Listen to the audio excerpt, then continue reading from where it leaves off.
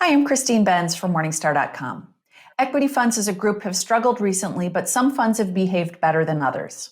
Joining me to take a look at some funds we like that managed to hold up much better than their peers during this recent volatile period is Russ Kinnell. He's Morningstar's Director of Manager Research in Morningstar Research Services.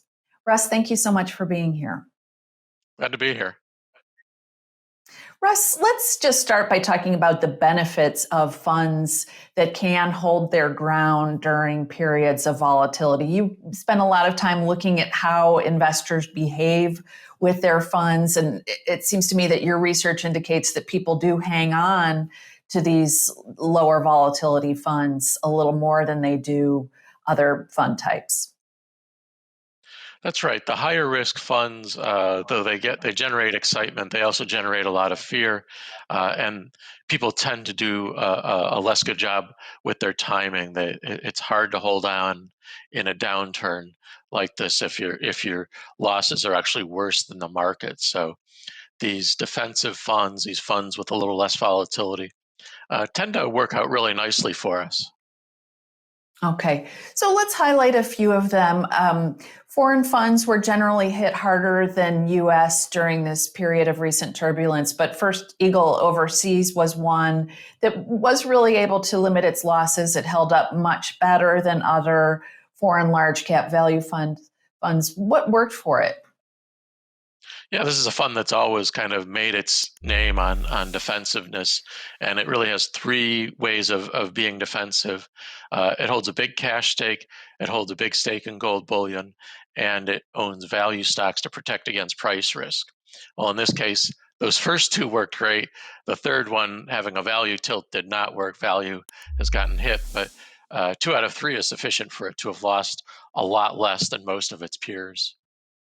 Okay. And coming into this period of market volatility, my guess is because of some of those same factors, it probably wasn't looking that great relative to its peers.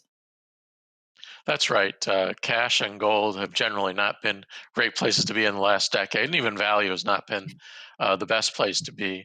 But again, that's why you see a good fund like this can, over a full market cycle, actually give you a really nice risk-adjusted return. But of course, you have to have the patience when it's out of favor. Otherwise, you kind of miss out. Right. Now let's talk about American funds, American Mutual. This is a large cap value US focused fund. Value stocks too have struggled. What has helped this fund outperform its peers? Well, for starters, it typically holds a bit of cash. It's got about 11% in cash. And of course, cash is much better than equities these days.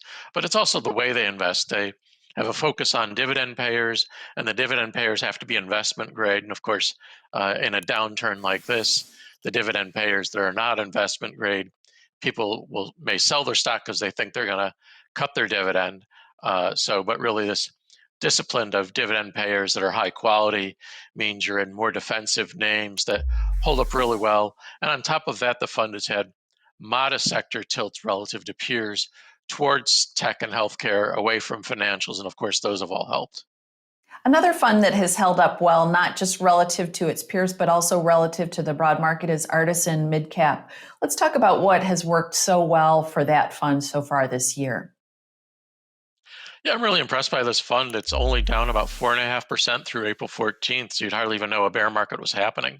Again, you have an emphasis on quality, uh, good balance sheets at this fund, and that's really helped it a lot.